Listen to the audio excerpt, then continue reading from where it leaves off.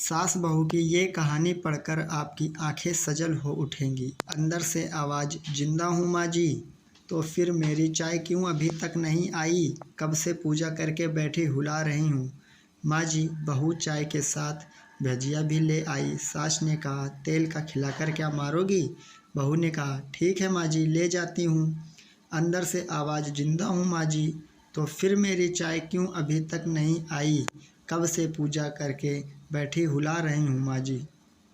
बहू चाय के साथ भजिया भी ले आई। सास ने कहा, तेल का खिलाकर क्या मारोगी? बहू ने कहा,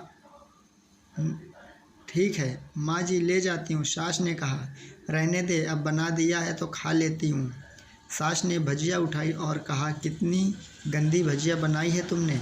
बहू, माँ जी, मुझे कपड़े धोने में जाती हूँ। बहू दरवाजे के पास छिपकर खड़ी हो गई। सास भजिया पर टूट पड़ी और पूरी भजिया खत्म कर दी। बहू मुस्कुराई और काम पर लग गई। दोपहर के खाने का वक्त हुआ। सास ने फिर आवाज़ लगाई, कुछ खाने को मिलेगा? बहू ने आवाज़ नहीं दी। सास फिर चिल्लाई, भूखे मारोगी क्या? बहू आई, सामने खिचड़ी रख दी। सास गुस्से से, ये क्या? मुझे इसे नहीं खाना, इसे ले जाओ। बहू ने कहा, आपको डॉक्टर ने दिन में खिचड़ी खाने को कहा है, खाना तो पड़ेगा ही। सास मुंह बनाते हुए, हाँ तो मेरी माँ बन जा। बहू फिर मुस्कुराई और चली गई। आज इनके घर पूजा थी। बहू सुबह 4 बजे से उठ गई। कुछ दिन सब यही चलता रहा। बहू काफ़ी दुखी रहने लगी।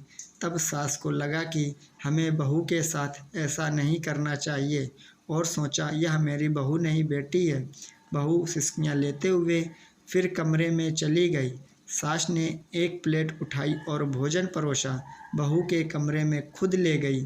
सास को भोजन लाते देखा तो बहू ने कहा, अरे माँ जी, आप क्या कर रही हो?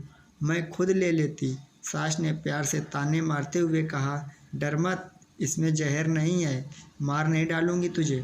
तुझे नई सास चाहिए होगी, पर मुझे अभी भी तू ही मेरे घर की बहू चाहिए। बहू ने अपनी सास को रोते हुए गले लगा लिया। सास भी रो दी पहली बार और कहा, ले खाना खा ले। फिर मजाक करते हुए कहा, फिर मेरे पैर दबाने चले आना, और ये ख्याल मन में मत लाना कि सास पैर बोलती है, किसी दिन मैं इसका गला दबा दूंगी। क्योंकि कभी भी मैं या नहीं सोचती थी। दोनों खूब हंसने लगती हैं। कुछ रिश्ते बहुत मीठे होते हैं, बस बातें कड़वी होती हैं। प्लीज़ चैनल को सब्सक्राइब कर